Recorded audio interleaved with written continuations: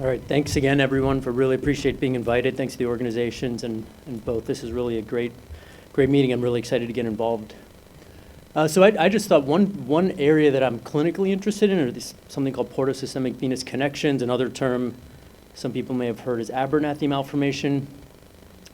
And I promise, by the way, only the first couple slides are text. Most of them are actually a lot of pictures, so hopefully keep people engaged. But this was actually, I'm going to send this to Dr. Gava, because Abernathy's first two patients, which I actually used ChatGPT to get the original article, had quite convinced had heterotaxia. You'll see on the next slide. So, and it's also just interesting reading about them. One of them was a 10-month-old baby that had died, had polysplenia. The key thing, though, was they both had abnormal portal vein connections. And the portal vein, for the parents, it's a difficult vein to image because it drains your intestines, basically, in your spleen, and it goes straight into your liver. So it's the only vein that doesn't have any other connection to the rest of your veins, like that drain back to your heart. And it's to get all the food that you eat to go to your liver as a filter for things. But here's the actual pictures from, and this is amazing. In 1797, Dr. Abernathy drew this. But basically what you see, it doesn't work, but what you see down basically in the bottom is the the portal vein doesn't connect into the liver. It goes straight into the IVC in that kid. And then the same thing in the other one. And you can see they had clearly I think had heterotaxy.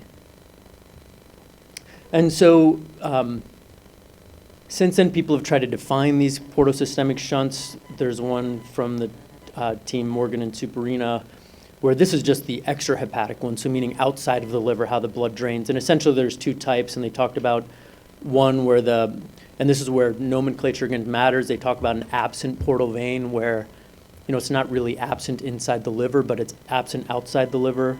And then just different variations of that. There's one where the veins connect and then they don't. And then type 2 is the portal veins there, but there's just a side-to-side connection. And so here's kind of a diagram of them. And again, so on the left, you can see the 1A and 1B up there. You can see the SV and SMV, or the splenic vein and superior mesenteric vein, your intestinal veins. They should form a portal vein that drains into your liver. In the 1A and 1B, they don't at all. And then type 2, they do, but there's a side connection there. Which you can see right here. And that was important, but surgeons, when they were having to deal with this, they found that it wasn't that helpful from a treatment standpoint. And they were finding that there were many other different types. So a group in France wrote up a whole separate way of looking at it, which was much more kind of practical in terms of how they would treat them. And I'm happy to go through it all, but there's just this, again, different variants. And the reason it mattered is it would be where they would try to tie off the vein or try to reincorporate it. And so one of Dr. Shidlow's and I's mentors, Dolph McElhinney, there's a joke among cardiologists that usually he's got a paper, he's a research machine. He wrote up Boston Children's experience with heterotaxy patients and these abnormal venous connections. And what he found was essentially, because you can see here, 20% of patients had some kind of either partial portosystemic venous connection, a dual IVC, some other anomalous venous connection, which is obviously a significant percentage of them. And the reason it matters, especially in cardiac patients, are that because of the right word is like kind of vagaries of how we do single ventricle palliation, the physiology of the flow through those portosystemic venous connections actually changes. This is one of the reasons why I enjoy it, because you really have to understand the physiology of what's going on, and it's dynamic in these kids. And so here's some pictures of it. So what you can see is you can see the IVC coming up from the bottom. This is a kid with what we call interrupted IVC. So the IVC is a blood vessel that drains from the bottom. I might just do this. It'll be easier if I can point. But the IVC is a blood vessel that connects on the bottom, and you see there's a portosystemic venous connection here. And it's there. And so what essentially happens in this situation is blood follows a path of least resistance, right? It's like water. It's going to flow wherever it's easier for it to flow. So if there's a side connection between your portal vein and your IVC, blood is going to skip the liver because it's easier to just go around the liver and up through that interrupted IVC, just following those arrows and into the heart. And this is why I asked the surgeons before, this can be hard to diagnose because then there's no way to image this. When you do a standard CT scan, you put an IV in somebody, you inject dye in, and all that dye circulates around. That dye never gets into the portal system because it's kind of its own island, so to speak. And so these can be challenging to diagnose. And what happens is you're not getting what's called first pass metabolism, which is the blood flow going through the liver and filtering out a lot of these toxins, and we don't even know what some of them are. Dr. Spurgeon is working on trying to identify things like hepatic factor. And that's what it talks about at the bottom is if these kids have this, they may not be developing a normal hepatic factor, and that's very important for blood flow to the lungs. So now the interesting thing that happens is when you do a Glenn. So if you see on we've now disconnected the SVC up here, and it's zoned right into the pulmonary arteries on the top part of the left of that picture. And so like I said, blood follows a path of least resistance. And so what you'll see is blood will now go through the portosystemic vein connection, the quote-unquote normal way, the terms patopedal, meaning towards the liver, after the Glenn. And so the term that I use is it gets unmasked. Because again now, flow going through the lungs has a lot higher resistance than to go down through that portosystemic venous connection and through the liver. Because the resistance to the lungs is a lot higher than resistance to flow through the liver and then to the heart. I'm obviously happy to talk about this later. This is, I know, not easy. But here's a real world example of when I was in fellowship and at CHOP, heterotaxy patient. We're injecting again into this patient had bilateral Glens. No, I'm sorry, just had a single Glen. But we're injecting into the SVC. Blood should be going into the lungs. And instead, you see it going down. It might, but I'm not going to change the slides.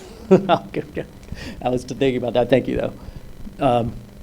So where's the flow, right? So we thankfully noticed that. That was a significant amount of blood flow going. So what we did then, we took another picture underneath. And so what you see down here, that's the liver filling. Right here.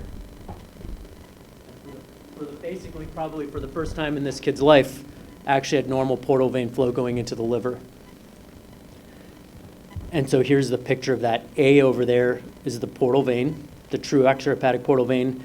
B and C, it's kind of grainy. I know that's that portosystemic venous connection that was connecting them. So if you notice it in that situation, we at the time didn't really understand this to be, talking about not knowing what we don't know. We were just like, we saw that, we took a picture of it, we didn't know what to do, and we left it. And what we should have done at the time, but this was 15 years ago, I was a trainee, I had no idea what I was looking at. We should have closed that portosystemic venous connection there in that kid. Because what happens is when you do the Fontan, you then remask it because we're again now making it easier for the blood to flow around the liver. Because all of the blood, once you do the Fontan, it's going to end up in the same space, right? So why would it go through an extra resistor of the liver? It just bypasses it again. And so for that short period of time when the kids between Glenn and Fontan, they're getting normal portal vein flow, but then it's gone once you make the Fontan again.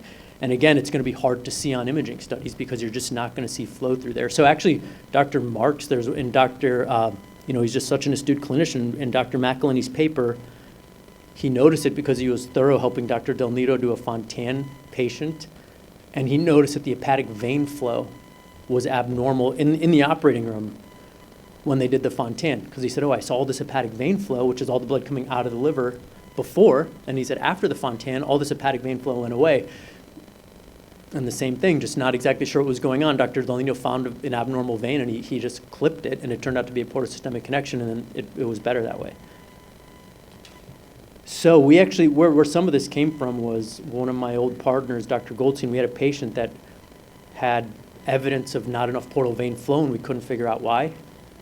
And then I remembered that case that I had in fellowship from before, and we came up with a way of unmasking it in the cath lab. And so what you do is you have to block off the flow. What you need to do is basically try to force the blood flow through the portosystemic venous connection. And so that's a picture of a catheter balloon. And I'll show you guys pictures. But essentially what you do then is if you block off the blood flow and you force it through the portosystemic venous connection. And then that'll help us see them so that we can block them off. So here's an actual case that we had. And what you see right now is what you don't see, and you'll see on the next slide, is you don't see anything going into the liver. But then at the very top of that picture, there's a balloon up there occluding. And so can you see the difference now? You see this big collateral. This is the portal vein that fills right here. So again, this kid was not having significant portal vein flow. And then we were able to unmask it. And then again, here you can see just this tangle of abnormal vein connections when we were occluding the IVC. And I'll almost be done. And so then what that allowed us to do was close them. And you can see, this is, for people that don't look at these all the time, that very serpentine vessel, that's not a normal blood vessel. It's a portosystemic venous connection. But we took a long time because this is the renal vein. It's the kid's vein coming from their kidney, right? So we wanted to make sure, we hadn't done this before. We wanted to make sure we weren't occluding a normal blood vessel. And that, like I said, serpentine one is very clearly not normal. And so we closed that one off. And then there was more, it uncovered more ones. So we ended up, those are all coils that we put in the cath lab that are blocking them off. And ultimately what you'll see on this right-hand picture is there's no more flow going up into the portal system. See that? You faintly see it here, but you don't see it anymore up here. And this is just another case of a patient. The picture right now we're taking, and see, this is how you can see why you won't see these without this kind of provocative test. We got into it and you inject, and you see how blood's now coming out of it? You'll see the blood go into the blood vessel. See it right there? And then when we stop injecting, it's washing out because the blood's going away from the liver. So this is why it'd be very hard to pick these up on a CT scan. But now what I'm doing is blocking the blood vessel off above. And it's pretty faint in this kid, but you can faintly see the portal vein again filling. And so we plugged him off in this kid. And same thing, now we're occluding and you don't see any more portal vein flow. So we're kind of reestablishing the portal vein flow in that kid. So the question is, when they're born, and this is something, again, I don't know when we should do this and on whom, something I would like to look into more. Which heterotaxy kids should we be looking for this for in the cath lab? To try to block off and see if we can identify any kind of what I term masked portosystemic venous connections. And I don't know the right answer. I think what I suspect how we'll end up doing it is kids that come to the cath lab for another reason, I'll check for them. Because it's obviously an invasive procedure to bring somebody to the cath lab and just check if we're not really worried about it. And then obviously if there's any clinical concern. So that's it. Thank you very much. Appreciate it.